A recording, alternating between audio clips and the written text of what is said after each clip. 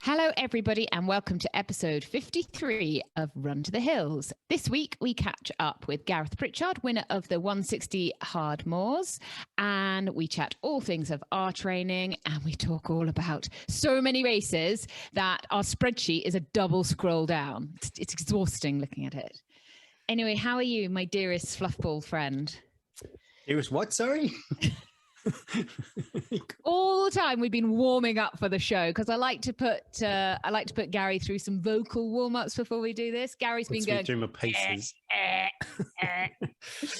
Yeah, apologies if I'm coughing and spluttering through this. You've been training hard. Do you get that post-training chest? I get that sometimes when what this happened. I went to a gig, or not a gig. It was a festival at the weekend, Hartlepool Waterfront Festival, and there was lots of singing along. And I think I've come back on Sunday evening, and yeah, really croaky, and I've got a little cold sore. So you've been overdoing it at rock concerts.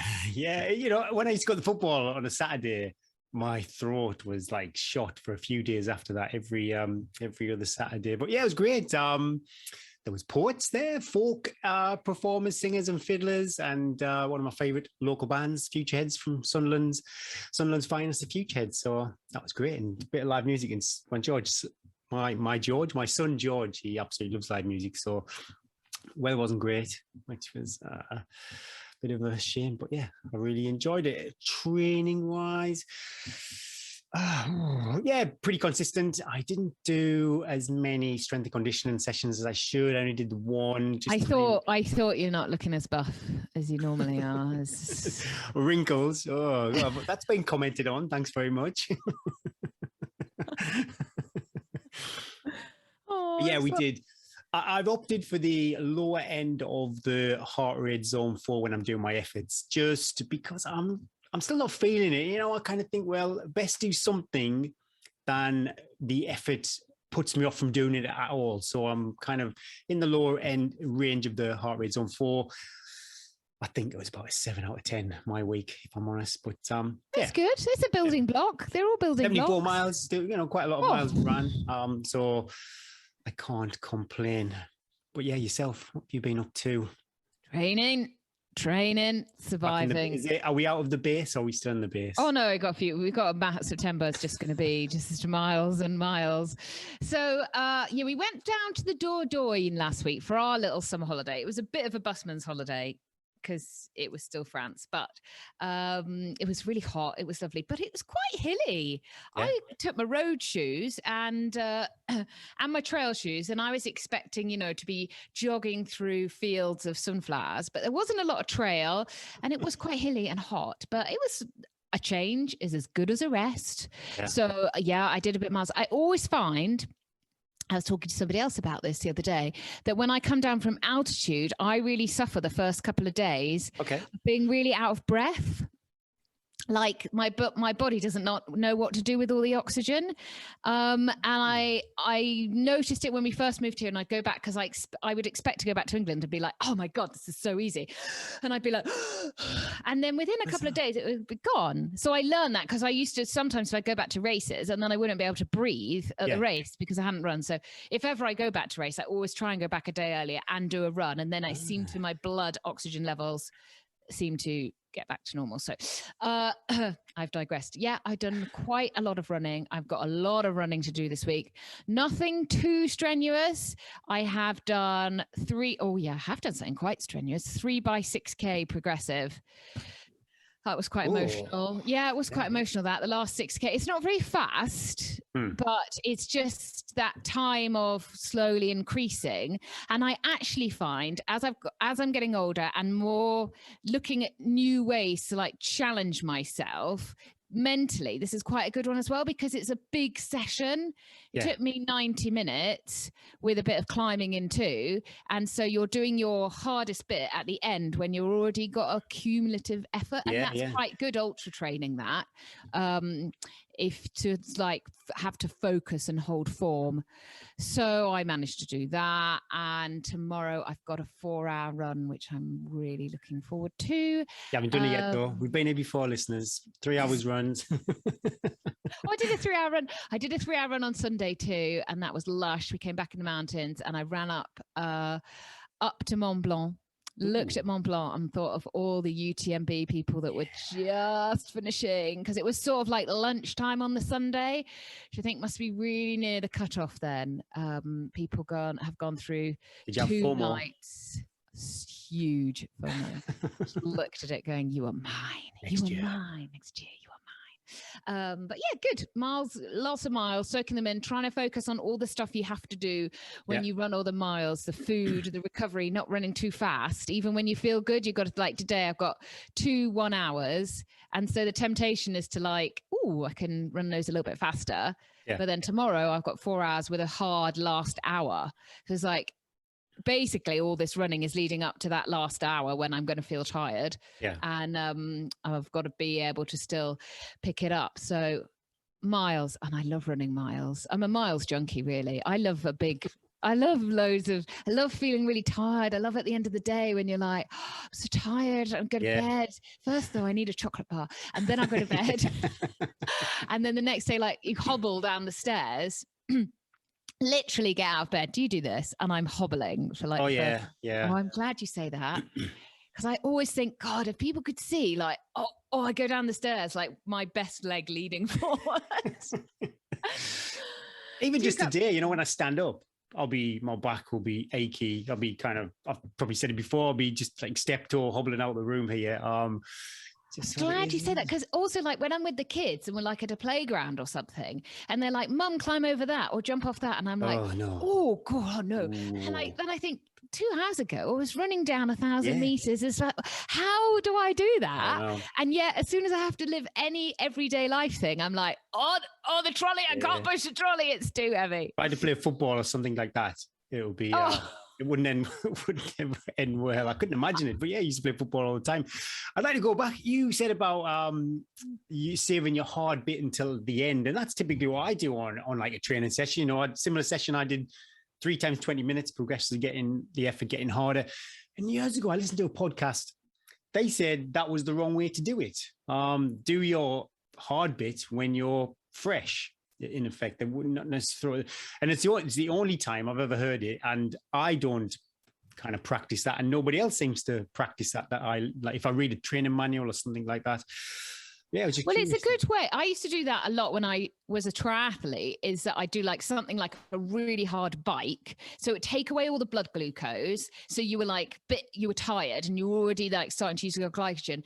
Then I do a marathon training type run so that you'd like quickly exhaust the body. So you didn't have to do like a 3-hour ride. You could do like a 75-minute turbo, but really hard, and then a slower paced run. So you put yourself in that exhaustion already. My thing is, I think that personally, for me, that takes a lot more out of me than a progressive, harder finish, because you're asking a lot more of your body. You're taking away a lot, and then you've got to recover from that. So I do think there's a time and place for that. But also the sport we're doing, and now both of us kind of looking into 100 milers, it's all about literally the grind, isn't it? And the mental side of it. I find training that as well. And like little things, like I had to do that session so I did a 40-minute easy run in the morning. Then I had the kids all day, all by myself, full on. And then I couldn't do it till 6:30. I had to set out the door. So I had to fuel myself like all day for this, knowing it was coming. Had to do it like somewhere I didn't really want to do it because I had to take one to football, and I had 90 minutes. And I was like, I tried to look at that like, okay, well, that's like that whole day is like a training session and getting me up and the mental like strength then to get set off and think like, oh my God, I've got 18K to run now and all I want to do is sit, watch Netflix. It's good though, because sometimes I'll be guilty of it maybe, and other people definitely will be. You get overwhelmed by the day and you might not do it. So it's good that you did it. Well, I have to, all my days have to be like that. And that's why a running plan is like invaluable, because it all has to be like that. And I have to do it, and I have to do it in that slot. Though last night I didn't do my bike because I decided that I had to sharpen all the kids' pencils ready for going back to school, and that took about 4 hours. And That's after ultra that, I training. was like, My I can't do 40 minutes on my bike. You're not sharpen and cycle at the same time. I could have, couldn't I? But I decided to just bond with my kids a little bit. They'd see mum sweating enough this holidays. Right, should we talk about races? So many races. Yeah, very busy. Go on, then you go first. Oh, UTMB. I feel I was more invested in this than you were, Gary, that I literally watched it. I had it on all day by the pool, and I was burning through my 4G. And I was trying to pretend to watch the kids going, aha, it's very good, very good time. You're still alive. I just want to see what's happening here. The live coverage was amazing. That is just a game changer. And I'm waiting to speak to somebody to say, how annoying is that camera in your face when you're racing and there's somebody, or is it a bit of a help because you're never by yourself? You've always got somebody pacing you basically on a bike or a cameraman. You're never having to, but I can imagine if you're in a deep place or you need a wee or you're going to puke and you've got that there's 10,000 people watching you. You can't be grumpy though, can you? I always think when I come into an aid station, I really try my best to be happy. Those guys and girls have spent hours there. I really try my best, but I've been in aid stations before, and some of the runners aren't very nice when they come through, and I'm scratching my head thinking, bloody hell, you paid to do this. It's your choice. But you're live streaming on UTMB, being rude to people. That's you can't. What was really interesting on all the live streaming was seeing how all the elites handled those checkpoints and who had obviously really thought it out and who flapped and who was trying to fill up bottles and who had it all prepped. We saw some great ones. I have to give big shout out to Coach John, who won OCC. I loved watching him. I watched that from start to finish, and I felt I was personally, in there with him, having followed his training. We pretty much do the same training. He does about 2 hours more than me, but it was super inspiring to see those Brits. I see those top Brit guys running. They proper raced that, and I couldn't take my eyes off it. But I knew if they got to the last climb, if John was in the mix, he's a rapid descender, and I knew how hard he'd worked on his climbing, and I was watching him hold on to Robbie. And then he got to the top and he was just like, see you later. And then he was running into Chamonix, and I was like, oh my God, where's Rob? They didn't sort of know how close Robbie was. And I sent him a message then afterwards going, you looked so composed. You went through the checkpoint. You obviously, plan work. You just looked in control. And he was like, oh my God, I was absolutely dying. I was dying. I was holding on. I was hating it. I left a bit of my soul out there. I worked so hard. And I was like, I didn't see that. You looked like amazing. So Robbie did well too. Second again, and he's been second quite a few times. He's strong and so fast. It's so cool to see guys and they make those climbs, and having been up those climbs, they're jogging up those climbs. The first climb they were jogging up, and they're 30 minutes. I think it took me about 2 hours to get up that climb. Well, you just mentioned about Ruth Croft, didn't you, the other week? She's on a phone and you're blown out your arse. She didn't make the start line though, Gary. She'd obviously gone real hard having to beat me in that race, and never made the start line. Super cool in CCC to see Brit girls as well. Meryl Cooper finishing in the top 10 and Emmy Dixon in the top 20. And so that's super exciting. We're hoping to get Meryl on the podcast very soon. And of course, UTMB, Courtney smashing the women's record with a huge smile. So inspirational. She almost makes it look easy, but you can see in the eyes how hard there was. And we just wanted to finish talking about the UTMB with the sad news that on the TDS, a Czech runner lost his life falling down one of the more technical descents. So we send all our condolences from Run to the Hills to any of his family and his friends. And we also remind ourselves to stay safe in the mountains at all times. Right, another another exciting podcast interviewee to come, Sarah Perry. We're interviewing her in the next few weeks. She won the Backyard Ultra in Wales outright, beat all the guys, love it, with 20 laps. Looked quite I had a look at the course profile and it didn't look easy. It looked up and down, but I posted a little video of her finishing on our Facebook page because she looks so fresh. Oh my goodness me. She's still got a stride. And she's been so busy as well. It's like every week or the weekend, she seems to be off doing some massive adventure. And then, she just seemed like she was skipping around that course. Fantastic. Amazing. What have you got, Gary? What you've seen? A friend of mine and a local running club, Durham Fell Runners, they did Wainwright's relay. So the 214 peaks. So Adam Bridges and the Durham Fell Runners. They did it in 4 days, 6 hours and 50 minutes and 15 seconds. So I'm not too sure what the record is for a relay attempt, but that they weren't hanging around to do it in 4 days and 6 hours. So well done, Adam Bridges and all the people up with Durham Fell Runners. Then we got Liverpool to lead, Sergi in Eon. I've done it again, haven't I? Eonov won that in 23 hours and 41 minutes. So what's that, 130 miles? That is pretty rapid. I don't think it's a course record. And then Chloe Brooks was the first female in 32 hours and 6 minutes. John Steele was doing that. I saw some pictures. Hardmoors, John Steele. He did that. Well done, everybody. Then we got Finley Wild, Bob Graham round attempt and 12 hours, 59 minutes. Oh, just crept under 13 hours and 7 minutes off Killian's record. I'd just like to say, hats off to Finley of having a go. It's such a kind of good record that Killian's got. You don't really see many people rocking up and giving it a go because they know of the effort that is involved, and you don't get any prizes for second, unfortunately. But to put yourself out there and just be kind of 7 minutes short over that distance, it's a fantastic effort. So well done, Finley, for that. That's amazing. And now I've taken this from Run Ultra. Alexander Sorokin of Lithuania smashed Yanni Kuros's long-standing 1997 24-hour world record this week in Poland. He reached 309.4 kilometers, which is just over 192 miles, or on a 1.07 mile road loop in a park.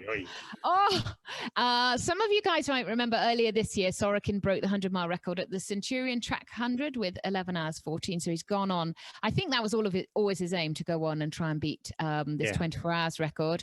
In 1997, Yanis ran 303K at Sri Chinmoy, 24 hours in Australia on a 400-meter track. When he finished, he said, "This record will stand for centuries." And the record has stood for 24 years. Still a long time for the record to stand. Sorokin, the weather was perfect. He kept up this metronomic pace, which he seems to be able to do. I know he did that for the 100-miler too, averaging 7.5 minute miles, barely slowing down through the latter stages. He's definitely done those longer progressive runs. He blew by Kuros's unbreakable record with 33 minutes remaining. He was well inside that. This guy is amazing. He is on fire. What a pity that the World 24-Hour Championships has been cancelled this year. Hopefully he will get a shot at that.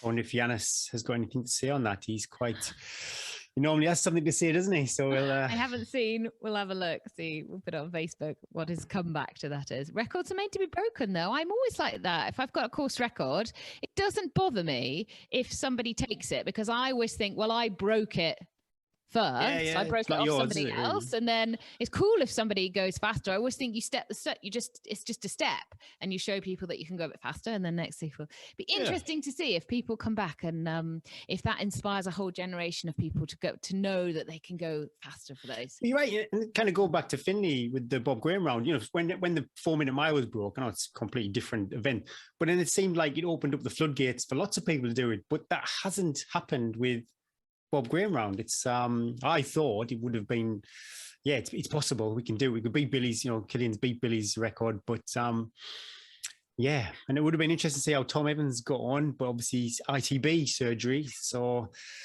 Was it ITB? But yeah, I know It's his legs something all to braced do. up. Yeah, it's something to do. To tell you the truth, I haven't watched his comeback video yet. I need to get on the He's turbo. doing some Red Bull, Red Bull strength rehab. exercises. Red Bull rehab. I need 3 cans of Red Bull every day.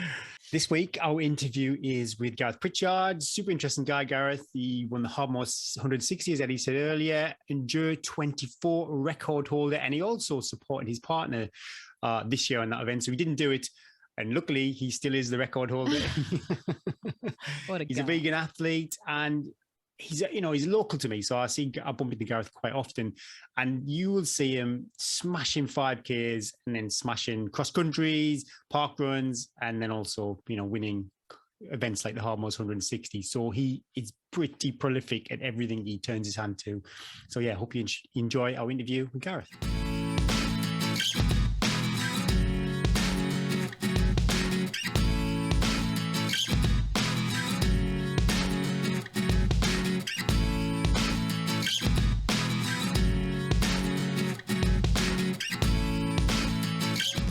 I'd like to welcome Gareth Pritchard to the Run to the Hills podcast. Gareth is a popular Northeast runner who can be seen racing and quite often winning everything from a 5K to a more recent 160-mile ultra marathon.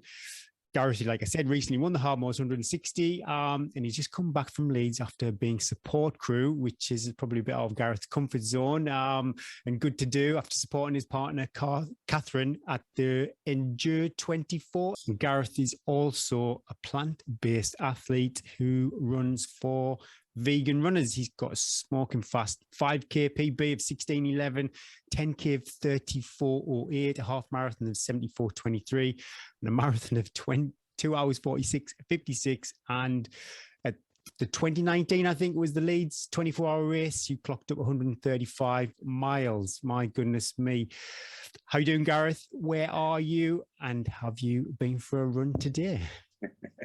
Good, thank you. Thanks for inviting me. Yeah, I'm good. I've not been for a run today, so I'm a little bit itchy. But thankfully, I've got plenty of time for that. I'm currently based in the Northeast. As you might be able to tell from my accent, I'm not originally from the Northeast. No, you're not. No. But I've been here long enough to consider myself a local. And where is your accent? Sorry, Gareth. I want to say West Country, but I could be completely wrong. Yes, my nieces have great fun teasing me about my accent. So yeah, from the West Country, Swindon originally. Oh, wow.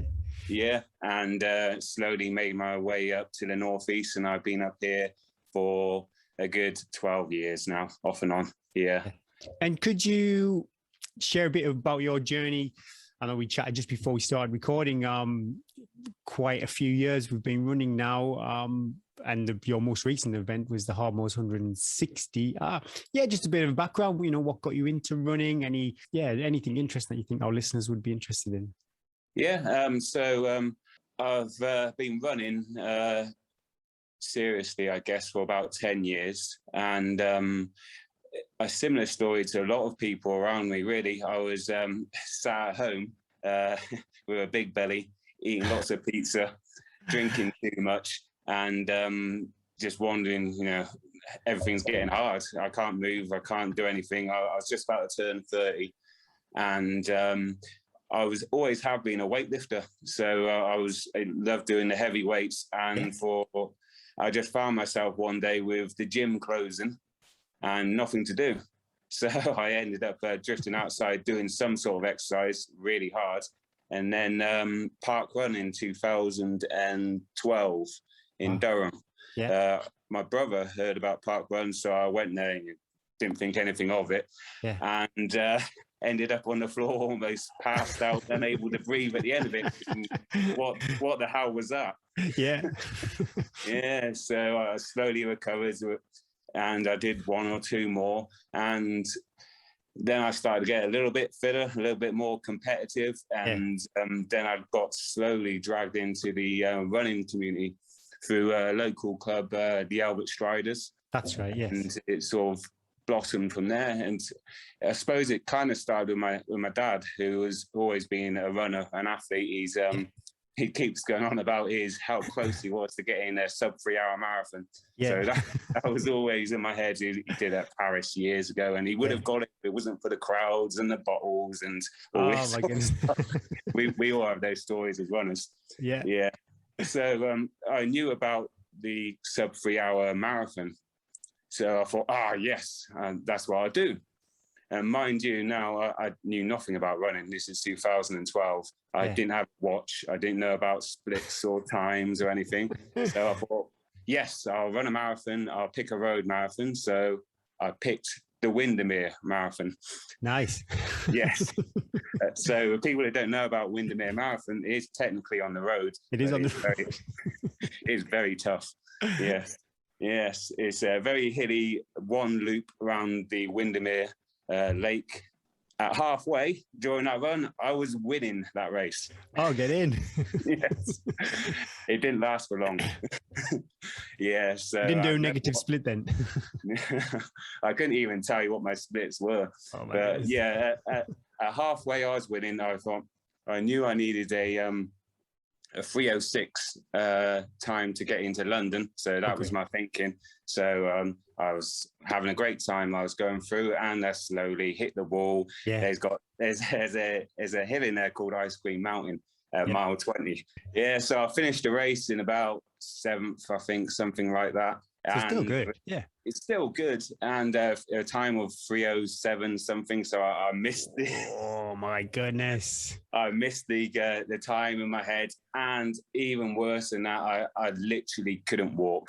I absolutely battered my knees because me being an experienced runner, I didn't know about pace, tempo runs, running hills, hill repeats, anything like that. I literally just joined the local running club, and I learned the hard way. I always feel the marathon is so cruel that if you don't get what you want out of the race, you can't just, or you can, but you probably won't get what you want either. But the likelihood of going back the next week and getting the 3:06 is pretty slim. But maybe like a 5K or a 10K, you could recover in time, definitely. But yeah, the marathon is a cruel race when it doesn't go well. It is. Well, I have a bit of a love-hate relationship with the marathon that continues even to this day, to be honest. Yes. Yeah, but I enjoyed it. And then I gravitated to the road, really, because I started to learn about tempos, time and splits, running on track and all this sort of stuff. So I'm very goal-orientated. So I had these ideas of times I could run or should run. So you got your traditional ones, a sub hour and a half for a half marathon. And maybe we started off as 20 minutes for 5K, and then it goes down. And then you hear about these things like parkrun. There's a sub 17 club. Yeah. So that becomes the target. And it progresses like that, wherever your goal is. And so I really enjoyed targeting certain races and doing them over and over again and slowly improving. Yeah. And in the Northeast, we're absolutely spoilt for choices. We got the Bladen Great North Run and all these other local races with these rich histories behind them. Yeah, we're pretty lucky. It got quite a few standout memories for a lot of these. Probably one of my favourite runs in just pure experience was the Swindon Town, my local. Yeah, cool. They stage a half marathon. And I'm not sure for sponsors and stuff, it's not quite on at the moment.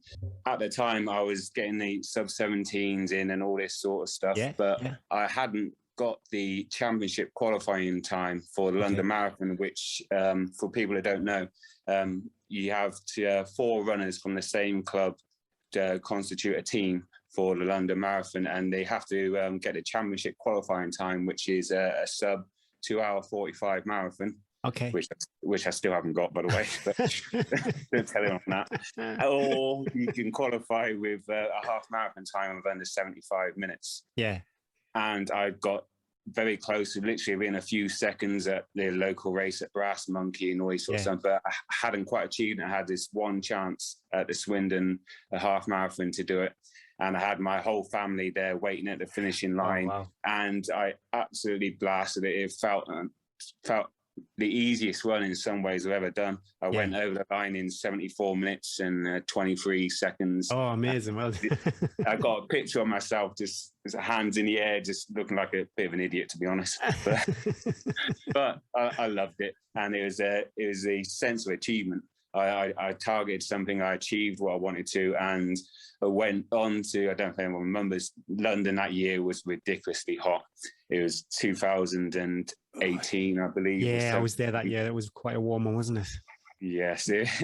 So it didn't quite go the way I wanted the race, but I had a blast. It was the first time I've ever been in the championship pen for that race. That was an achievement alone, just to do that.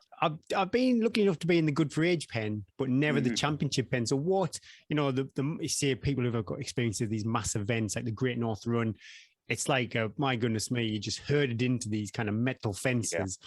The Good for Age is a bit more pleasant. You have a few more toilets and you've got a nice tent if you want. What luxuries do you get in the championship? Similar but different for the Good for Age. So I've done the Good for Age, which is say a few more toilets, but the championship is just less runners there. You start a little bit further ahead. You can see things. So it's just a little bit more relaxed on the day.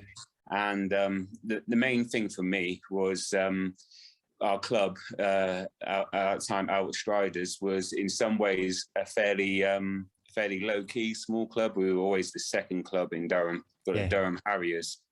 And I like the fact of it was the first. It was the first time we had a team there. It was the first time we achieved that. And that was, even before I started that race, I'd achieved my goal, really, which was to get a qualifying team. So who was the team then? There'd be yourself. I'm trying to think of the kind of, maybe they didn't. Stephen Jackson, he might have been there. Yeah. The Northeast legend, Stephen Jackson. Yes. Once upon a time, I could beat him. Not anymore. We've all got runners like that. He's a top fella, Stephen. So Mark Keeney. Mark. Another local runner who's achieved in lots of races. I've known him for a long time. Yeah. So we had a full team out, and of course Michael Littlewood, who's another awesome runner. He's current men's captain of the Outstriders, and so on. Again, I've known a long time, which is one of the great things about running. You get to know and meet some amazing people, and they're all very similar experiences and backgrounds and stories. And so that was the team. That was the achievement. And it was the closest I've got, really, apart from one other experience of being a proper professional athlete. So indulge a second. The other experience, actually, the one and only time you see these athletes with their name on their chest. Yeah. And then, I've been, I'm a reasonable runner, but that's only happened once. And that, believe it or not, I had to go to the other side of the world to get. All right. I did the Melbourne 15-kilometer race in Australia. Yeah. I happened to be over there on holiday. And as I always do when I go on holiday, it's an excuse to run, isn't it? Go for a run, yeah. Yeah. So I found this local race, and I emailed them saying that I'd be along. And they gave us an elite pen start position. Fantastic. It's a big race. A city to sea 15 kilometer race, and I was there at the starting pen with the race organisers and all these professional athletes looking around, saying, "Like, what am I doing here?" kind of thing. But I ran well, and I did something like 54 minutes or something, which is really good time, because it equates to about 10 miles. The difference in British miles. So I performed well. I justified it, and I just remember sat at the VIP area afterwards, trying to get my my wife into the VIP area so we can sit there drinking champagne. But it is the closest I've gotten to being what people consider a professional. That sounds awesome. What an experience. I loved it. A lot of my running is really down to doing something different, achieving something, or going somewhere. Yeah. And running, what I found is an amazing reason or excuse to go and see places and experience things in a different way. Yeah. So I did, lucky enough to do the New York Marathon in 2016. And that was my first experience of New York. You get to see all the boroughs in a completely different angle, and the experience and the energy, the excitement. So I wouldn't have done that without running. Yeah. Without doubt, I wouldn't have. So I'm very, very thankful and lucky. I've heard it's quite logistically quite tricky to get to the start of New York. Is that correct? Yeah, it is. It's extremely well organized, but it's in some ways it's a bit like the Great North Run, but even more so. So you have to get up very early, get on a bus, get on a boat potentially. You go out to it starts on the other side of a huge bridge in Varsina, I think. So it's quite a long way. It's all the way back to Manhattan. So it winds its way around New York, see some beautiful sights. Excellent. Very iconic race, and it really is something. If you ever get the opportunity or chance to do something like that, jump on it. It is without doubt still one of the best experiences as a runner I think that's one of the things that keeps me motivated to keep training. That ability then, if you ever did say have the opportunity and the time to say go and do something like Boston, when you're fortunate enough to have these say good for age times, it really opens up those opportunities. So that is a big motivation to keep training.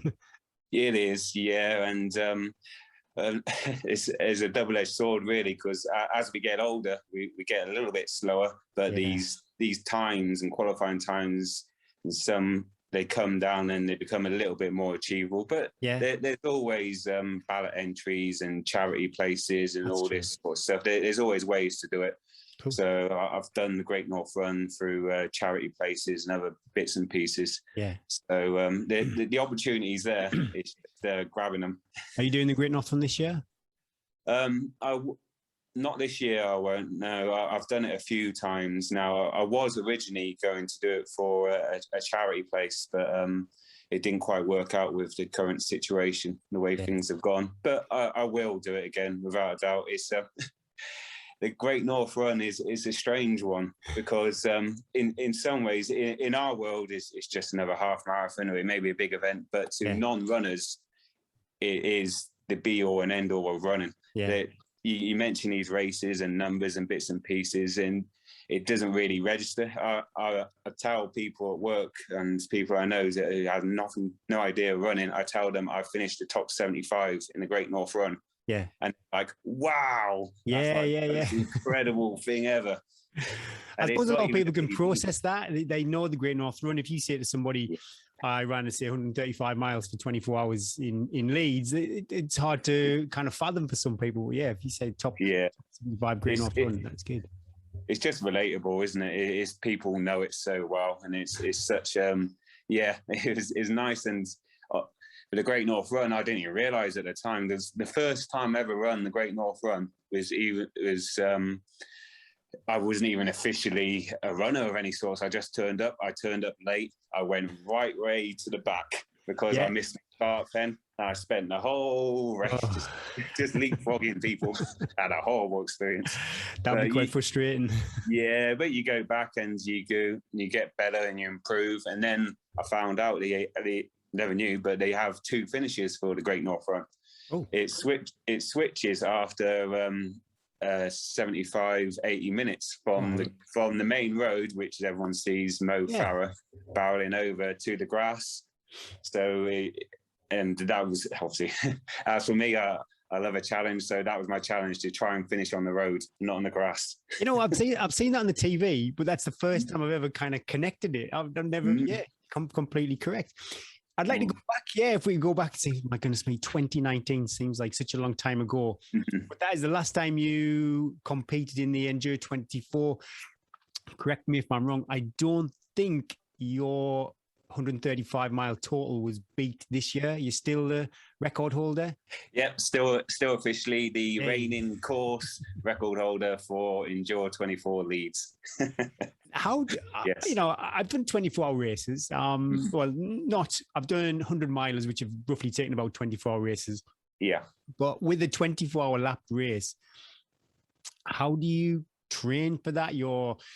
If you even have, we hear on the podcast, people are really meticulous with the nutrition. Some people just kind of wing it.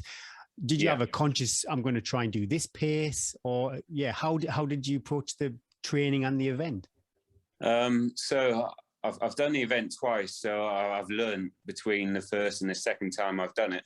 But the first time, in some ways, I trained, I had a plan, I had an idea. And through various friends and people which I've known on podcasts, I realized that I wouldn't be able to run at a time 24 hours and survive. So I looked at ways to carry on going. And the simple answer is you run, walk. You do various strategies. Some people do off and on for times or distances. And what I decided at the time, because of the Endure 24 Leeds course, it's quite hilly. Yeah. It's quite muddy. It's stones. There's rocks, and it lends itself quite well to run walking. So literally from the first lap of the event, the 5-mile lap, I walked the hills and ran the runnable bits. So in that way, you're preserving your legs, your muscles and bits, and then sort of you'll manage to keep on going. So a lot of my running is quite different to other runners in some ways, because I'm not a high mileage runner. I'm a very, very low mileage runner. Maybe averaging about 30 odd miles a week. Yeah. I have these standalone races and runs. I've done even going up to the last 160 mile event, which I did. It still averaged very low miles. Yeah. So part of that is because of my work and time constraints, because I do 12-hour shifts. I'm a shift worker. Yeah. So that makes doing 100-mile week, though I'd love to do it. I have done it on a rare occasion. It makes it almost impossible to do. Yeah. And unfortunately, I've fallen in the past into the sort of the pressures of a traditional 7-day running week and trying to do the mileage. You can do it for a while. And if you're younger, you'll get away with it. But it catches up you and you just end up getting injured. Yeah, and I think it's all got to be right. The time, exercise, stress, all the balance has to be right for people who do these big high mileages, especially with work commitments and family too. Yeah, it's very tricky, but I was very relaxed and low key about the whole thing, really. And I think it's very much a psychological battle. All these sort of things, you can be in a great place physically and training well, but I've seen it so many times where people almost talk themselves out of a run, or they've got an idea of what they can achieve at a time or whatever, and before you know it, they've stopped. Yeah, you see quite often. Actually, it's a shame. Yeah, it's tricky, and one of the few things I'm kind of proud of in a silly way is I've never DNF'd a race. Yeah, I've still yet to have that on my record. I've come very close. Yeah, I remember there's a half marathon, a Holt Whistle half marathon, which is basically a trail out and back. Yeah. On the first year it ran, I was injured going into it. I should never have started, but I did. I got to almost halfway, and I was walking. I couldn't move. The hamstring niggles and problems. So I walked the whole thing because I refused to not finish. Yeah. And in a strange way, I'm a little bit upset I didn't come last. I came second from last on that race, and it is actually almost identical to my marathon PB now. All right, classic. But you know, I enjoyed it. All these moments and decisions that you make as a runner, and say not to DNF and to walk it out, they're all in the bank. But when you are feeling a bit rubbish, it's say 18 hours into a 24-hour race, I think it's all you've never had that get out. It's happened in the past. You've just kind of always dug in and got it done. I think that's all part of the life of training, to have these like standout races like the 160 or the 24-hour race. It's brilliant. it's come very close. So the second time I did endure 24. So I did it the first time 125 miles. Yeah. The following year, I managed to achieve 135 miles, but it was a very, very hot day. The whole 24 hours absolutely scorching, and I got to about 3-4 o'clock in the day. Yeah, and I was literally lying out on the floor. Toasted. I was done. I wouldn't get it up. My friends were there trying to console me, and as the runners were running past me, going by, say, "You all right? You okay?" Go, I'm okay. yeah. But you realise 24 hours is a long time. Yeah. You can afford to have these sort of semi meltdowns as long as you got the support and a crew around you. You can pick yourself up and keep going again. And I went on to win that race, just about, but I won it. Yeah, it's brilliant. And I know you mentioned previously that it was a bit strange for you being support crew this time, and maybe a little bit envious that you wish you were racing. Do you think you're going to go back in 2022? Probably not for the solo. I'll never say never, but I love the event. It's a nice feel to it. So I think I may go back as a part of a relay team or something like that. But it's the opportunities possible. So I may do. But it's maybe a half night to see if anyone's going to break my record as well. Yeah. That'll soon get you motivated. Yeah. We talked a bit about your versatility over distances. You're pretty versatile over the terrain too. You recently, parkrun, and then you recently won the Hardmoors 160. Obviously you won it, so it went pretty good. But how was your perspective on the race? Highs and lows? Yeah, so the Hardmoors 160, 160 miles over the Cleveland way, and I still now I'm a bit confused how I ended up doing it. To be honest, it's because I'm at heart I'm a road runner. I'm a fast and flat road runner, and it's been a progression and a journey from cross country, which was I absolutely despised at the time. Now I'm still not a big fan of cross country. to slowly doing these 24-hour events, and then it sort of lockdown happened with all the races being postponed or cancelled and stopped. So Hardmoors is the organisation which do various events around here. They put on the 160, a fantastic organisation. But they do other races, they're 55 miles, 60 miles, and various other things. So because it's the most likely to go ahead, because they're very low key, I ended up doing the 55 miles, which is a section of the 160 route. And I loved it. It was a blast. It was competitive still. It was a challenge. It gave us an excuse to get out and recce these different areas. It wasn't too far from where I was, and I came fourth in that race. So it was the standard, the competition was there, and the challenge was there. So that was it. So I was going to do the 110 miles. It's going to be the original one, and then it didn't work out. So what do you do if you can't do that? All right, then you might as well do 160. So so the 160 itself, it was a hell of a challenge. The organisation and getting things in place and getting ready, getting your body ready, because you know it's going to be painful. You know it's going to hurt. You know your feet are going to suffer. You know your legs are going to suffer. Yeah. But the most important thing was getting that support crew around me that I needed. Very fortunate. I have my close friends is a nurse. Yeah. And I've got my wife and a few other people. But once they were in place, I got the training and everything ready. I thought I could do well at the event, but I had no idea who's going to turn up on the day. And yeah, it's sort of, in some ways it went perfectly. Yeah. Because I won the event.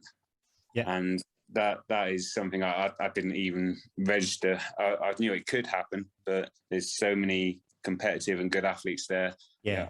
It was the goal, but yeah, it was a pleasant surprise. But then, as these races, you kind of have an idea of who's running, but then you get chatting to people as the race starts, and you people are telling you these incredible fastest known times and bits of achieves, and they're asking, you think, well, you sort of shy away a little bit. You think, right, and you carry on. I'll see you at the end at some point after I've crawled over the finishing line. But I twisted my ankle basically. That's right. Yeah. So it was going perfectly up to that point, and I went over. I knew I didn't fall over, but it was a hard knock, a bang, and as we all do, we try and shrug it off. And the whole of Hawkham, which is about 25, 30 odd miles into it, was where my first support crew was going to be with a big stop before nightfall, and I was walking towards that checkpoint. It was a real bad time, but I managed to keep myself going and plodding along best I could. And it's pretty good having a nurse in your support crew. Brilliant. It's a beautiful course up towards the coastline. Then eventually made my way up the coast, and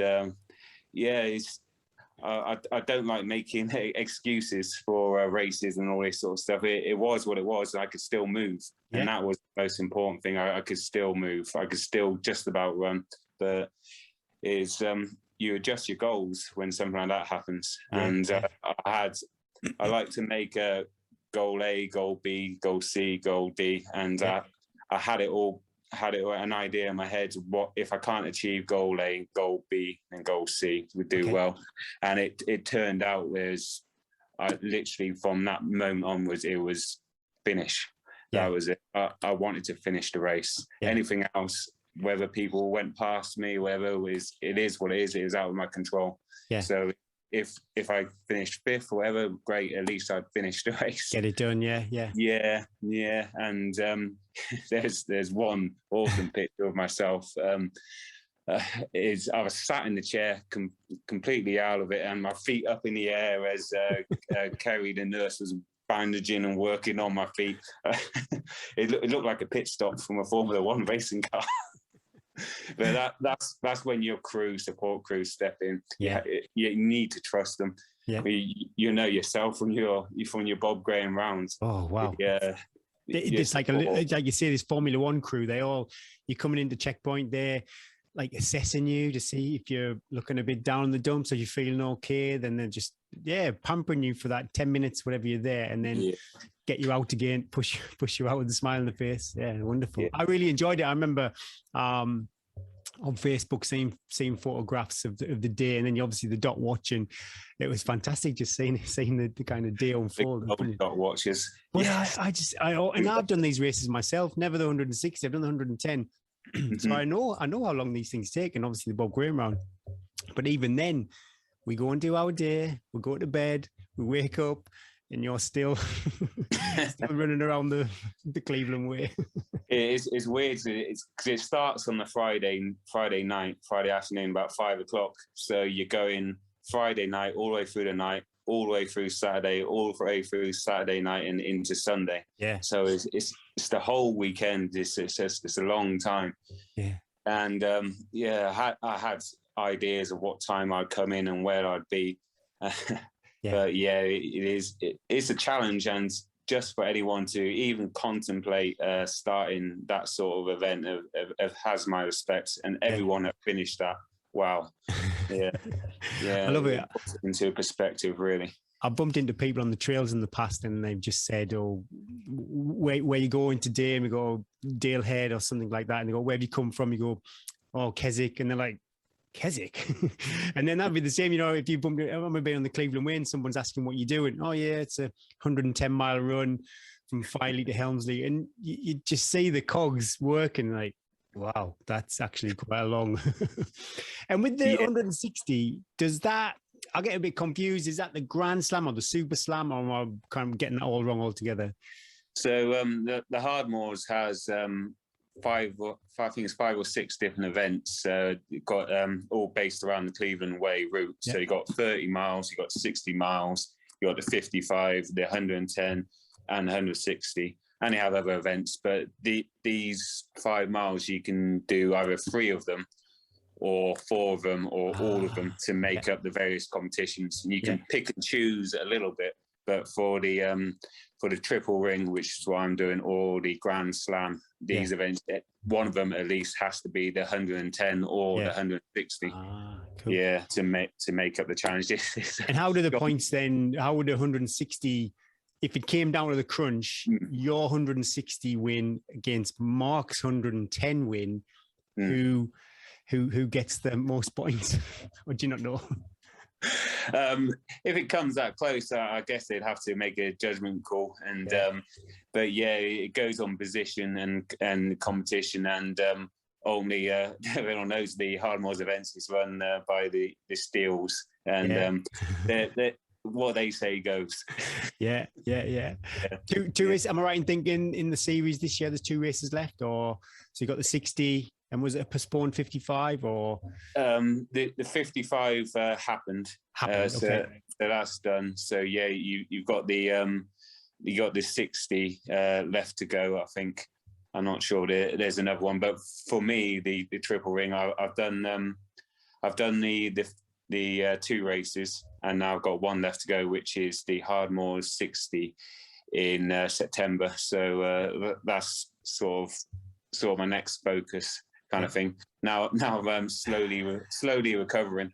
It's taken me a long time to recover from this 160, and unfortunately because of the ankle, basically. Yeah. But I'm getting there slowly. Yeah. I noticed you had a charity vest. If you care, share charity vest on the 160. Many t-shirts and vests along the way, but I did see that one. Yeah, could you explain a bit about the work that charity does? And also, if you are still fundraising, is there a fundraising page, or will you start that up again for the 60? Yeah, I'll start that page up again for the 60. It's currently I think it's about £1,000 in there, which I'm pleased with. So the charity, If You Care, Share, are based in Chesterley Street in the northeast, and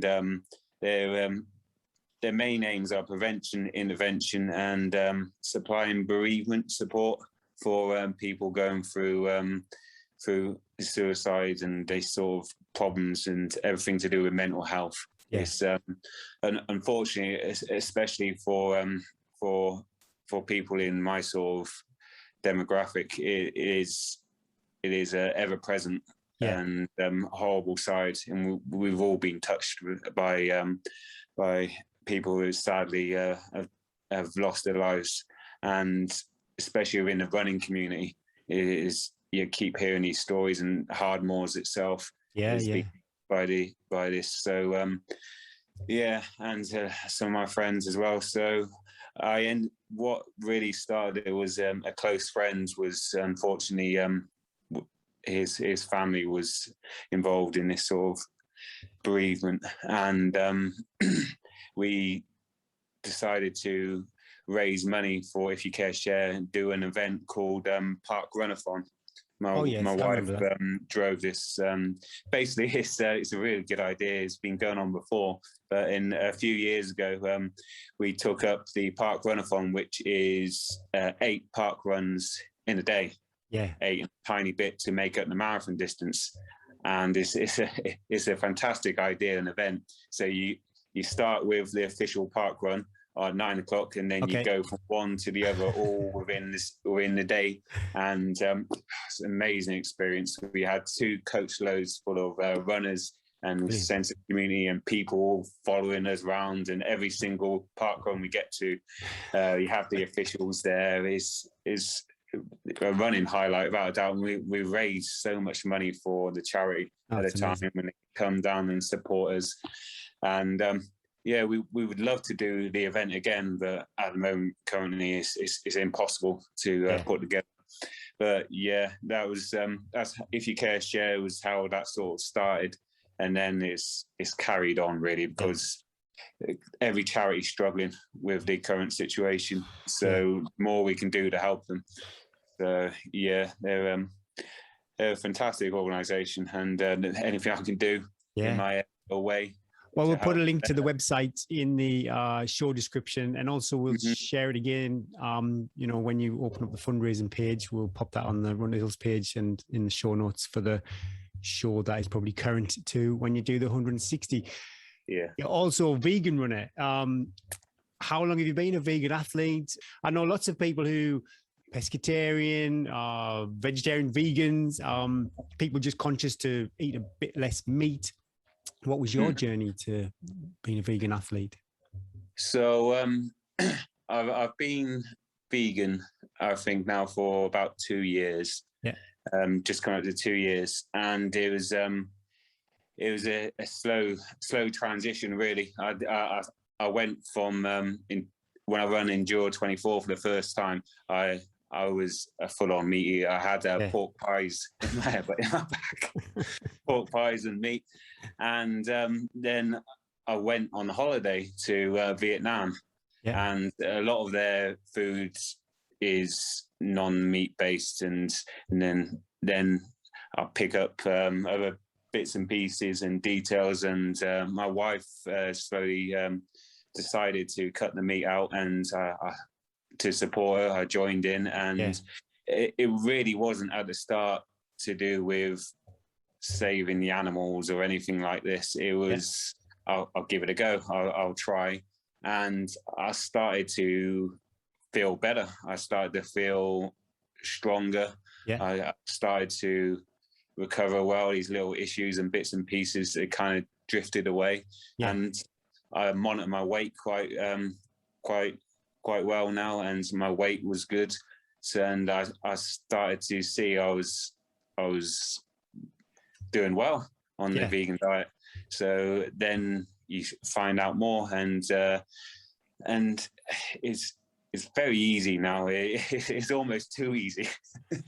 There's Greg's, there's sausage rolls, there's all these other sorts of foods, and now it's not even a second thought. It's just the way it is. I think even with takeaways, we've noticed quite a lot. You know, the Northeast, I think, especially East Durham where I live, is not exactly the metropolis maybe of London where you have this kind of multitude of choice. But even local to us, we can go to a little pizza takeaway, and they do some fantastic vegan alternatives. Yeah, it's amazing. Actually, it's good that you see. There's a few elements. I'm not a vegetarian, but there's a few things that I think I would unwittingly kind of trip up. Maybe say honey or something like that, where you but again, it's just knowing the alternatives and a little bit of education. And like you say, you can go to Greg's now and satisfy. I've never been. In some ways, it's important to me. It is important. But I'm not religious about the whole thing. If I buy something by accident and it happens to have honey in or something or whatever, I'm not going to throw it away. I'm going to eat it. Yeah. And I try to be the best vegan I can be, if that makes sense. And if it happens to be that I'm accidentally eating something, then I'll eat it. Or if I definitely craving something, but it is a massive thing that's helped me, I believe, in my longer endurance events. Without a doubt, it's kept me going, improving, and I've never been one for being active and promoting veganism. It's people's choice. They can do and eat what they like, but I get a pleasure from people seeing the vegan runners top. And me being somewhere near the front or winning the races, because in people's heads still, they they've got a disconnect between being fit and healthy and being fast and being a winner at these races and veganism. They don't see the two being together, and the looks of shock and surprise and comments still I get when I'm lucky enough to perform well at these races is good. And I think one of the arguments people say is, you're not going to maybe get enough protein and things like that. But obviously, you're high performing athletes. It's obviously not the case. And there's other high performers, like Damien Hall, vegan runner.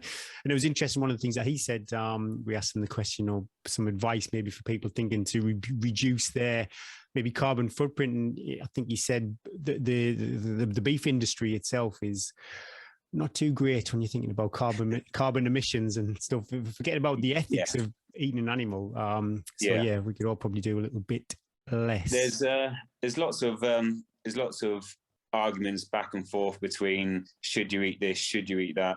From my perspective, if you cut out a large majority of the meat, you don't have to cut it all out, but if you cut out a large majority of meat, have good quality meat, locally sourced, and do all these other bits and pieces, you're going to notice big improvements. Then eventually for me, I made the connection with animal welfare and bits and pieces. So whether these things do or don't cut your carbon footprint or anything, now at this stage of my vegan journey, if you want to call it that, anything that stops animals getting killed, I'm a fan of. So so if you can reduce your meat, then great, go for it.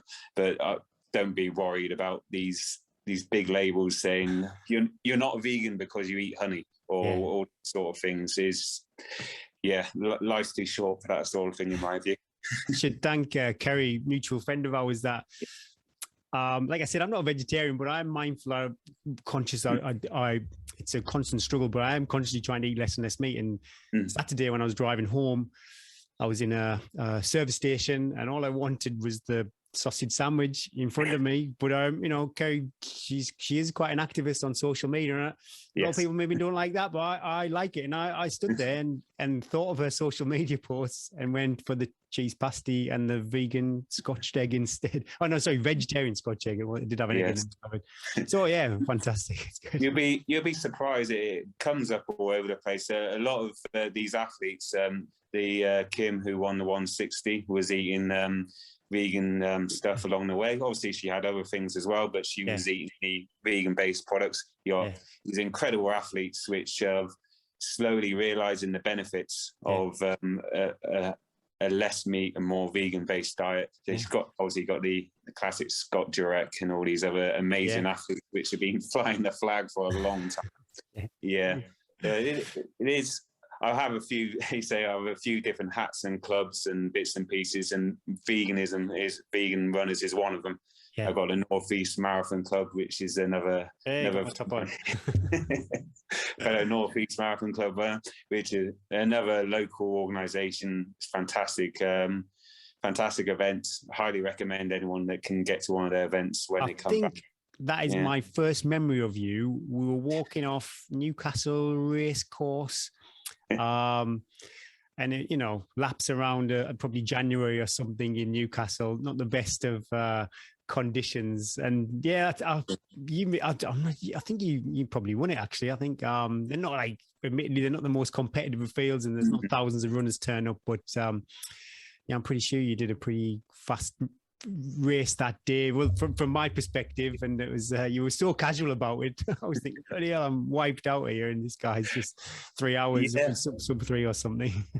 I've done quite a few of their events now, and they're all kind of low key like that. So, but they're still competitive, and they're still fantastic training, which is the main thing for me, is doing these events and using them to target and then to help you achieve whatever that goal is. If it gets you there, then fantastic. Big shout out to Marathon Club. I love it. Like you say, I use them as training runs, community. It's so low key. Sometimes with the big event, we mentioned the Great North Run, you could turn up, there's thousands of people, your anxiety is through the roof potentially. I think I did the Town Moon Marathon once, and it was it was the first marathon I enjoyed because I was so mindful. Just run your own race today. Don't worry about somebody drifting off into the distance. And it really was an education. And yeah, big thanks to the Marathon Club for having that facility. I remember when I joined the club, I was like, oh, can I even join a marathon club? It sounded so crazy, but it was just this band of kind of all sorts of personalities and backgrounds, but everyone was unified by the love of running marathons. Yeah. It's a great resource for just chatting to people and experience and making contacts. The same with any running club or any of these sort of communities. So many people achieve so many epic things. You get to chatting to someone you think they're just some local runner or something. Then they say, by the way, I've done this, I've done that. I've just wow. Yeah. I've done 500 marathons or something like that. I've only the Hardmoors 160 was officially my my 50th marathon. Yeah. Oh, so wow. I've now done 50 marathons, which to me at one point was like never going to happen. There's cloud cookie bands, and you got these people with 250 plus 500 marathons under their belt. You think, just blows my mind. You can run that many marathons. It took me forever just to get to 50. Yeah. Oh, it's like I said earlier, you can't just, well, some people do, but most people don't just go and do one the next day or the next week. No, but I love these goals, and the 50 was a goal. And one of my training runs was purely down to numbers, really, leading up to 160, because I wanted the 160 to be my 50th marathon. And there was no official marathons going on. So what do you do? So I decided, and my wisdom is, I run 4 marathons in 4 days. That's what I do. Nice. So there are 4 official virtual marathons, so they count towards the 50. Brilliant. So leading up to Christmas, I decided to do 4 marathons in 4 days. And me being the competitive person I am, I was competing against myself. So I started the first one I did the first one in 3 hours and 12 or something like that. Yeah. So I thought, right, the next day I got a bit quicker, and the next day I got a bit quicker. And I ended up doing my last one in under 3 hours. Oh my goodness me. And exactly the same course, and horrendous weather and all this sort of stuff. Amazing. But yeah, it is a challenge, and there's a few of these other challenges. 4 and 4 marathons, or Windermere do their 10 and 10. I'd love to do something like that. I've no idea at the moment what I'm going to do, to be honest, but that was my next question. What, 2022? Yeah, any plans for that, assuming we can all race again? Yeah. I still got this marathon bug on me, so I'm gonna have to run under 2 hours and 45 minutes at some time. Well, I'm still young enough and capable to do it. It's something I'd like to achieve. It's just a number, but it is for these goals, which are very close. A lot of things need to go right. You need to be in the condition to run it, and the start line with no niggles. The weather and all these sort of things are out of your control, and it is such a marginal thing. I know I can do it. I've got 2:46, and I like to give that another go at some point soon and get it achieved, get it done. It'd be nice to get my 5K time down a little bit, because I'm fairly close to 16 minutes again. So, but that feels a million miles away at the moment. On a 5K, scroll up? What was the 5K? So you've got to be nearly 4 seconds a mile faster on a 3 mile. Oh my goodness, Gareth, that's quite tasty on a 5K. I got to the point where it was never easy, but I could run under 17 minutes for 5K fairly comfortably. Yeah. And once you get down to those sort of times, it's just a case of getting the tempo and getting the pace and getting the competition right, and on the right course on the right day. But they're the 2 goals. I like to get my 5K time down. I like to get the marathon, and then I like to achieve something epic like the 160 again. So then your mind drifts to these backyard ultras and sort of Don't thing. start with all that stuff. Because I have got a talent, I think, for these endurance events. I haven't done too many of them, and I love to see what I'm capable of over something like a last man standing. Oh wow! So I love the idea of doing something like that, because I literally no idea. Yeah. I went from doing a 30 miles was my distance PB to doing a 24-hour race, where I achieved 135 miles, to doing a 160-mile race. And so watch this space. The idea of doing something like that, it's exciting. So we've got some form on the podcast for, like, we're a good luck charm for our guests. So you sprinkle this magical dust on me, please. Yeah. So you have a good run of form at the moment. So to be fit and healthy is the main thing, and the mental side to keep on going, and then I'll set a goal and hopefully I can achieve it, which is all we all want as a runner. And now, thanks to you, this Bob Graham Rounds is floating around in my head. Well, I can just about remember the course. If you ever want a bit of recce help, I'm always willing. Yeah, so these goals are always there, and I love to achieve them. And if I can keep myself fit and healthy and going, then I'll hopefully be able to achieve some of these distances and times. But it's always a bonus to place and finish and these sort of events with people being so epic in what they're doing.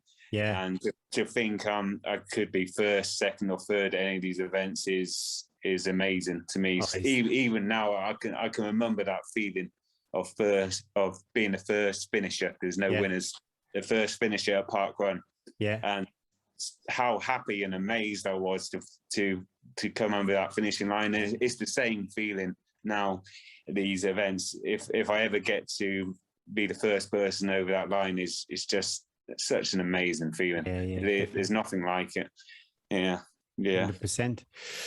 Right, when we finish our interview, we do a little quick 5 questions. So start at the top. This your answer could be pre-vegan if you've got a fond memory of a favorite dessert. Oh, pre and post-vegan, exactly the same. Without a doubt, it's chocolate. Oh, yes, I'm a borderline chocoholic, so I love anything to do with that big chocolate dessert, gasso, and there's virtually no difference between a non-dairy and a dairy chocolate cake. They're just both delicious. So there you go. Give me a chocolate cake and I'm happy. I had some vegan ice cream once, and I was like, bloody hell. I only know it's vegan ice cream because I bought it's vegan ice cream, but if I was doing a blind test, I wouldn't have asked the question at all. Your favorite race memory? Favorite race memory is going to have to be the Swindon half marathon. Just for the fact that I built the race up so much in my head. I knew I was in fantastic shape, and I wanted to achieve something which was the qualifying time, and I achieved it, and it felt so easy. So if you got this goal and it's feeling easy at the time, and you've got people there to support and cheer and enjoy the moment. So the same moment you get when you do the Bob Graham round or whatever it is, if you got the support and the people there to celebrate it with you, it was just. I didn't win the race. I didn't place or anything, but I achieved what I wanted to, and it was such an amazing feeling. The Swindon half marathon. Yeah. Oh, now I know you do drink. Sometimes our guests don't drink. I've seen you consuming cans of Stella after the Hardmoors 160. I think it was Stella. Yes. Yeah. Any choice? Favorite alcoholic beverage? Heineken for me. Okay. Yeah, Heineken is anything but Foster's. So, but I've got traditionally for me is a pint of Guinness after a race. There's velvety and delicious, and after the London Marathon, after these events, you put a pint of Guinness. I'll draw a little smiley face in the phone. You'll see a picture of that after some of my big events. So I used to like it sometimes. I've never had one quite a while, but the the bar staff would do a shamrock in the foam. I've not seen that for ages. That was a really nice touch. As a rule, I'm not a big drinker. I haven't been for a long time. It's what heavy alcohol and running, they don't mix very well. Doesn't mix, no. I can testify to that. One or two I actually really enjoy. And I had my running partner, Rob Wishart, at the 160. He was, what a guy. He ran 70, 80 odd miles with me all the way to the finish, because he knew that I was struggling so much. Yeah. And the chat, the back and forth, and the can of Stella at the end of it. Wow, that was amazing. Yes. Recommended for every ultra athlete. Get a beer at the end, yeah. Trail or road? I think I know the answer. Road, definitely for me, yeah. I still don't know how I managed to run all these trail races and do quite well at them. Yeah. But yeah, road for me, the splits, the times, the being above pace, under pace, it is still why I love running. But I love these cross country races and other things as well. But yeah, road for me. Some of the Centurion events might be good for you then, because I think they're quite flat, some of them at least. So they're the course records are quite quick. So yeah. Yeah, any of these sort of road-based events. But now I've a bit more experience for the 160. It does open up possibilities and ideas and other things. But yeah, road all the way for me. Bucket list race. Anywhere in the world, no carbon footprint. We can do all the offsetting and everything.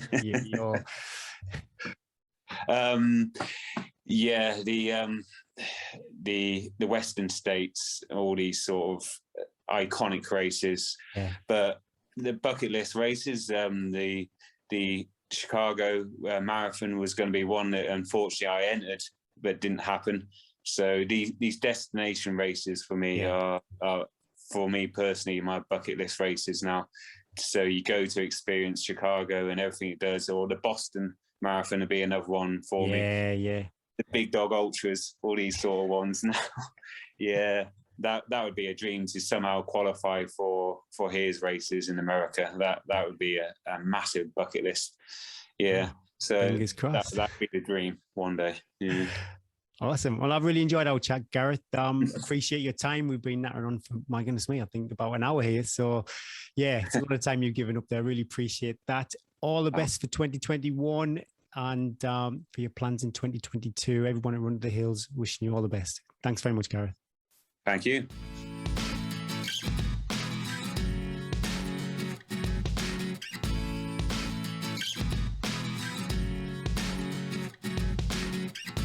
Thank you. Thanks so much, Gary, for doing that. And thanks, Gareth, for coming on the show. And how nice to hear that lovely West Country accent. Yeah. It complemented your sweet northern tones, Gaffer. Right, we're going to talk about what's coming up. I've got exciting news. Dan Lawson, the Le Jog record holder, has set himself a little challenge. He's starting on September the 4th. We're recording this the 2nd, so tomorrow, not Friday, Saturday. Yeah. He's doing the 3 peaks, but running in between them, of course. I've got his schedule here. So he's going up and down Ben Nevis, and then he's running from Milton to Gretna Green, and then Gretna Green to Millthorpe, and then up and down Scaffell Pike, and then Kendal to Runcorn to Snowdon, and then up and down from Snowdon. He's running from the 4th to the 8th. It looks like a cumulative about 600k, I reckon, maybe a bit more than that, 700k. I know he was looking for some support, people to run with him. So if you are around in any of those areas, give him a shout. I ran with him in the Le Jog. He is hilarious. There's a tracker, isn't there, on our Facebook page? I'm sure someone's posted a link to the tracker. So you can go and cheer. He is an amazing character, and I know he really feeds off support, either just running or throwing. Yeah, you can throw jelly babies at him, but he only eats like lettuce and toenails and stuff like that. But you can eat them. But good luck to him on that challenge, and we will talk all about it, I'm sure, on next week's show. He's going to be on some A roads and stuff like that. It's not going to be back on the A roads. Oh my God. So if you see a bunch of guys and girls in a van going really slow on an A road, give them a break, please. Have Speedos on or something again. Totally inappropriate. Yeah, good luck, Dan. We've got the Ring of Fire Ultra around Anglesey 3-day multi-stage race. Got a couple of mates doing that. That's a cool race. Have you ever done that one, Gary? No. I'll go out of the country. It's in, might need a passport for that one. Yeah. And then starting next week, the Dragon's Back race. Oh, this did look. I do like the sound of this. How are you with heights and scrambling and stuff like that, Gary? Well, all the Bob Graham round stuff I was fine with, but I don't think you get real exposure. It's not exposed. It's not ridgy, is it? It's not like a long ridge of exposed climbing, which I think there is parts of that on the Dragon's Back. Just hold on. Remember your 4 points of contact. Yeah. I think you should do this. It would be great content for the show, especially. Great. Laugh at Gary for a few weeks. I wanted to give a special shout out to two people doing this. Zoe Murphy, who's been on the show a little while ago, and she's come back from a stress fracture and got herself back in shape. I know how hard that is for Dragon's Back. And my training partner, Beth Chapman, who has trained her behind off to do this, and is going over on the Saturday to go and smash it. She's super strong. I think we might see her up at the front. She better do. She won't be coming back. Not picking her up. Good luck, anybody who is facing the dragon. Hold on tight. Keep eating. I've not checked the forecast. Do you know what the forecast is for the weekend? It's swales, rain. Yeah, rain. Nailed on rain. Oh, best of luck, everybody. What you got coming up? Well, it's any more festivals, rock concerts? No, but we're going out for a curry. It's Lisa's birthday. So we're going out for a curry on Saturday, I think. What's your curry of choice? Oh, I like a thali. I like the vegetable thali. All the little dishes. I've never even heard of that. You're making that up. A thali. It's all this cafe. You've just never been anywhere. Italy is lots of little dishes. So you get a bit of, and then you get your bread, and it all comes on a nice tray. It's quite hot. It's not a surprise you've not heard of it. It's your average kind of Indian restaurant, I suppose, doesn't really do thalis anymore, but we found one in Durham that is serving thalis. So it might be rubbish. It might be a rubbish thali. I don't know. But that's where we're going. What about yourself? Yeah, if you were going out. Do you get the poppadoms? Really, I just like the poppadoms and the mango chutney. Yeah, I love the poppadoms and the cobra. I like it all. I'm not a big spice fan. I'm a real bland beige food sort of person, so a curry kind of puts a little bit of fear in me, because literally any spice I'm like, oh my god. Bryn, like, if he cooks a curry and I'm like, oh my god, how much spice have you put in? He's like, I didn't put anything in. I'm like, I can taste it. So I have to go like basically cream and vegetables with a poppadom. That's the least spice. That's it. That's what I have. I do like one, and we didn't get one when we went back to England, but I eat a lot of curry stuff. Curry, basically chickpeas, coconut milk, and they're good for iron, aren't they? Chickpeas. I've been doing some research on that. Chickpeas are good if you want to boost your iron for vegetarians. I mean, I must have about 2 tins a day. You just have to be careful of your timing of consumption, because when you're running. What about you then? Training? What I got, I haven't looked at next week. I can't. When I'm doing lots of running, I don't tend to just live in the next couple of days, so I know about fueling and what I've got to fit in. I haven't looked at next week yet, but it's going to be easier, because I don't know if you've noticed during this podcast. Oh, it's silent. There's nobody here. They've gone. My 3 little friends have gone. After 9 weeks, they have gone back to school. So long time, isn't it? 9 weeks. It's a long time. And I did think yesterday was like the last day and getting everything ready. And I was like, it's like counting the hours, but I was also like, it's kind of strange when they've gone, because it's a bit in France. Their days are full on. They're really long, because they do have these massive long holidays, and they don't go to school on a Wednesday. So they are only at school 4 days, but so they have a really long day compared to the English day. So they literally get up, go to school, come home. And then because they don't do sport at school, they do all their sport after school. So they're not home till like, I have to go and get them at like 4, but then I just taxi them to whatever activity they're doing. And then they're not home till like 7. It's a really long day. So I do miss them sort of, but also it's nice to have just a moment, as all parents know, that moment's just like without, she took it, he took it, she played it, I wanted to play it. Oh my life. Never That's the mo- stops. That's Mine the are most 15 and tiny 13 and stuff. never stops. Are they still arguing? Oh, goodness me. They can't even. We'll say, oh, it's dinner time. So they'll come downstairs and they can't even wash their hands without fighting No, each what other. is that? Or they're rushing, or they have to push each other down the stairs, or they have to be like, I wanted that cup. Who took that cup? I'm like, oh, that's the most exhausting thing than looking after them. It's the constant, and they still do it when they're teenagers. Oh, Yep. roll on university. Anyway, so yeah, I'm going to try and do lots of running because I am going to run a race. Oh, I have sad news. I'm not going to come to London, Gary. Oh, wow. All right. So I'm put my camera on. I've moved forward already.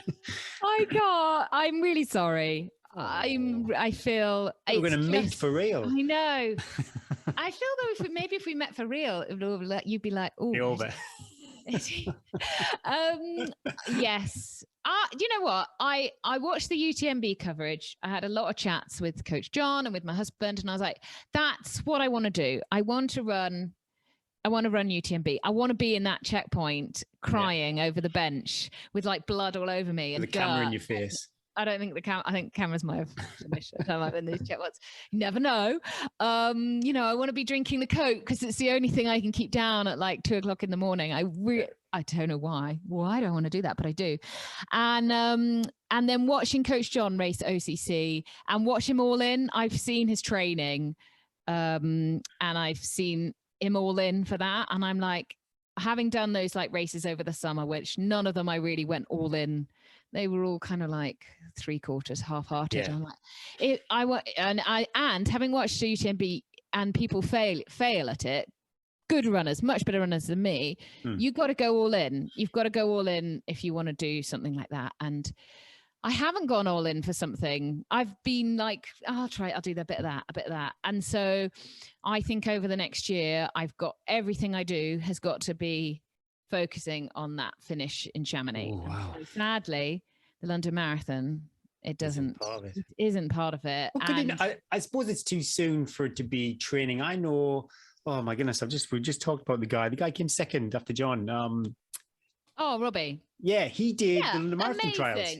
He hit amazing, but I live in the mountains. So in order for me to train to get to do like a sub-3, which I'd want to do on a marathon, I've got to then drive down to try and find some bit of flat. And to be honest, my heart's not really in it. I want to focus on one thing, and I'm quite happy to go out there and say on the podcast and say to my mates and say to, Coach and my family, I'm going to go all in for this. And I haven't done that for a very long time. Yeah. And I think that might have been slightly where I'm always slightly disappointed in myself, in my performances, because I haven't gone all in. So I'm going to go all in. And I say this is what I want to do. So I am going to, on the weekend of the London Marathon, I'm going to go and do an 80K, the other side of Geneva, and hilly, not too hilly, 3,000 meters over 80K.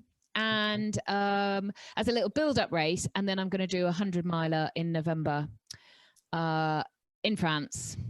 And these all give you points? Yeah, so the La Renade, it's called, the one I'm going to do in October. That means the fox, Gary.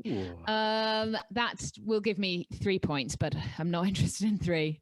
I'm looking for 5. Yeah. So I'm doing Lyon-Saint-Lyon, in November, and that gives me the 5. I looked at lots of different 5-pointers, and basically there was either like 100 Ks with 6,000, 7,000, 8,000 meters of climbing in October, November in France. I was like, I don't think I want to go that high in that so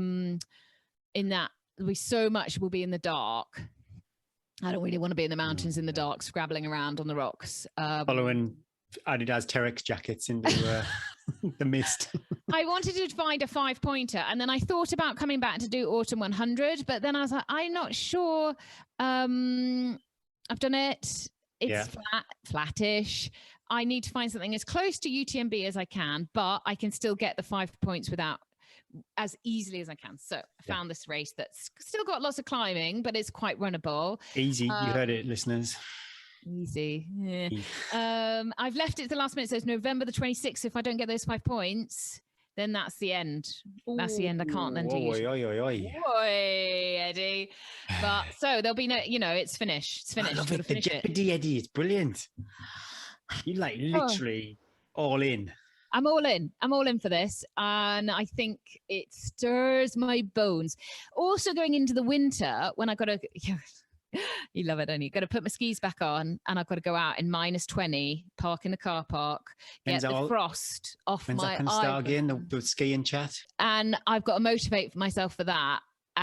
But every hill I climb, you see it. And I read something by one of the French runners of UTMB, and he's like, I was suffering up the last climb so much, but that last climb is what all that training is for. When you're dying and when you're in the depths of despair and you think you can't do it, that is what is all that winter meters in the cold. And I was like, I can do all that. And that is what I really love, not running around a road marathon.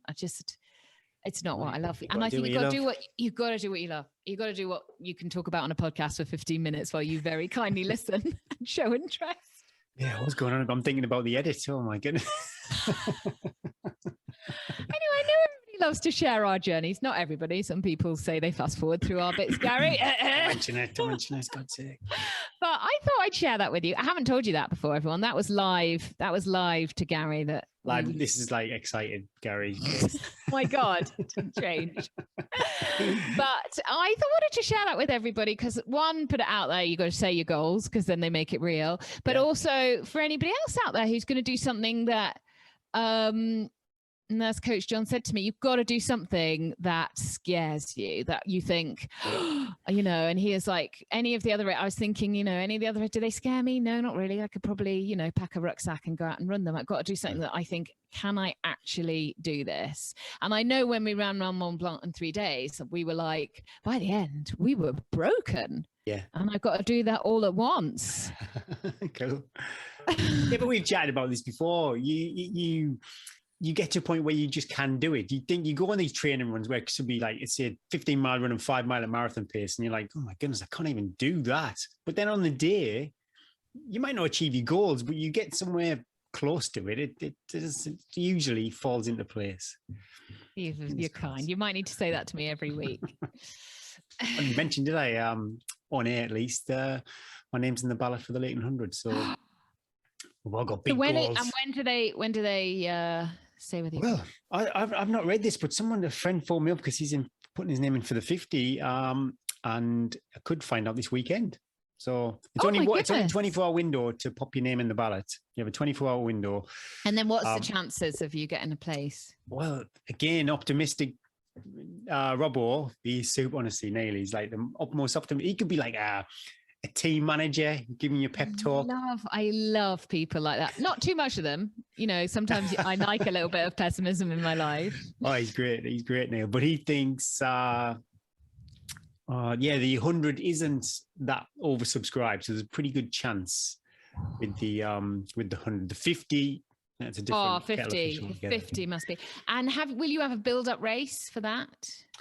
Yeah, my loose plan is I'm going to do the marathon training, Eddie, until Valencia. But it's better. I think listeners would prefer us doing totally different stuff. Be much more interesting. Yeah. So we're going to do London is in effect because I'm going to film it definitely now that I'm on my own. So that will be that, and then Valencia. Hopefully, I'll get somewhere around about 3 hours. That will be good. And then there's a few all county tops. I'm going to aim for that. Again, that's a team. So Neil and I will do that. Dales Challenge, which is local to me, and long distance walking event. Probably do that. I think that's like a 30-miler. So I'll do maybe one a month, a kind of 30-mile plus event. Nothing too competitive. And I've also got this Trail Outlaws have a run around Kielder Reservoir. And like a massive idiot, they have a 14-miler, a marathon, and then a 6-miler over 3 days, and I've entered them all. So I'm literally I love it. I love it. Just do it. I love it. I don't know what you're going to tell me you're going to do then. So try and do something big once a month, maybe up until the 100. But because the 100 is, in theory, if all is going well, it's quite movable. Unlike, say, UTMB with some of the climbs there. I think I do need to be conscious with some leg speed. So Dermdale's definitely is, you know, again, you can probably do that in like just over 9-minute mile, and it's quite a runnable course. So yeah, stuff like that. So that's and then get Valencia out of the way, and then focus on the 100. If, you know, even if I'm unsuccessful in the ballot, I'll do the charity place. I really want to do it. So all in, Gary. I won't be on the side snapping away my camera this year. Oh, no. Of course. We're all in. We're all in. I love it. If you made it to the end of all that twittering, we say thank you for listening. That was episode 53. I'm Eddie Sutton. And I'm Gareth Thwaites. And let's run to the hills.